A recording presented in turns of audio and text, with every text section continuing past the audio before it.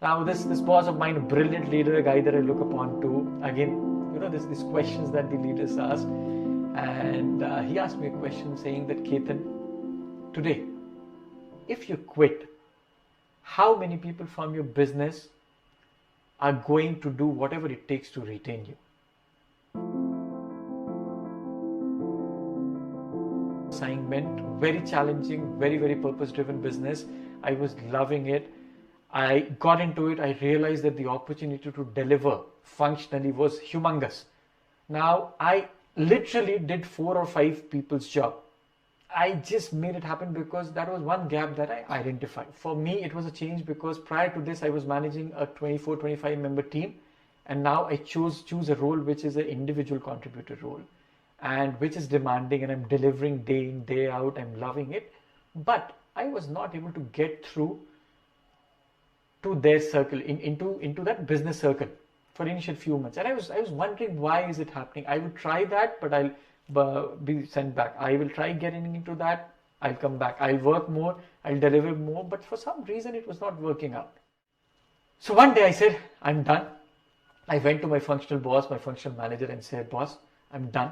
This is not happening. I know you got me here with a reason, but despite delivering everything, and he knew what I was doing, I am not able to get into this circle.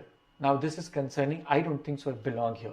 And that was almost like a decision that a choice that I had made in my mind. Now this boss of mine, a brilliant leader, a guy that I look upon to. Again, these questions that the leaders ask.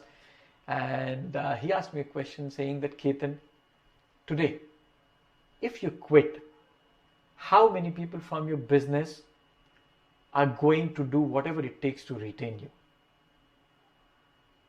Now, 0 was an answer, and it hurt me like anything. While I thought I was doing enough, I was still mentally battling. I was thinking that I will just do some functional stuff and I'll get into it. I was not getting into it. I was not dealing with them from my heart. I was dealing with them from my head. The reason they were resisting was because I myself was resisting. Now this awareness was super powerful.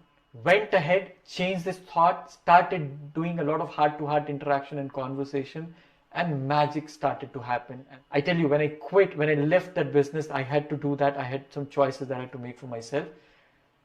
Every single person and stakeholder that I worked with, even till the last day, continued to tell me, what can we do so that you stop? We cannot carry on and continue without you. Now that's a kind of relationship, and that's a kind of position I was able to build in the next 2 years because of that question. And one single fundamental reason was I started to deal with them from my heart. I kept my head aside, functional side aside. Functional was expected out of me. But for me to get into that, I had to give my heart to that business and to people and to commitment, and the change happened. This was a very powerful moment for me. And from then on, I think I decided not to wear any mask for myself. It doesn't work. I have to be who I am. And this is what I tell my team also, be who you are. Do you do your best every single day? Do you feel your best every single day? You've got one life, you've got one shot. Why do we want people to wear masks?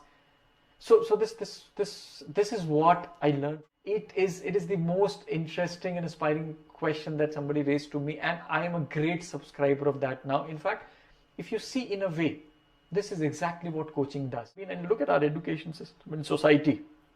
Everything was external. We have never been asked to look within and inside and ask that question that will help us move ahead.